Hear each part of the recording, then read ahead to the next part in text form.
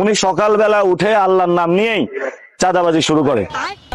ঘুম থেকে উঠে মানুষ নামাজ কালাম পড়ে আল্লাহর নাম নেয়। ঠিক আছে, একজন আছে উনি আমার নাম নেয়। আমি আজকে আর কারো নাম নেব না। আমি বিতাড়িত শয়তান থেকে আল্লাহর কাছে আশ্রয় প্রার্থনা করছি।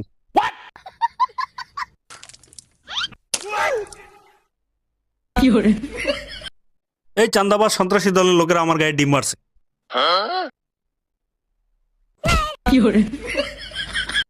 এই চাঁদাবাজের লোকেরা আমার রাস্তায় ইট ফেলে রাখছে। বস কি ভাবতেছেন? শালা কোন পাপের যে শাস্তি ভোগ করতেছি আল্লাহ জানে। এর থেকে তো আদিই ভালো ছিল।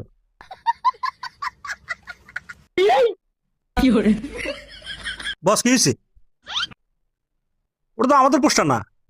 আরে এই জন্যই তো সমস্যা। আরে বাচ্চা ছেলেটা দেখলে কইবে যে এটা আমি ছিড়ছি। ধর ধর ধর, তাড়াতাড়ি ঠিক করে এটা। আরে এতক্ষণ লাগে নাকি?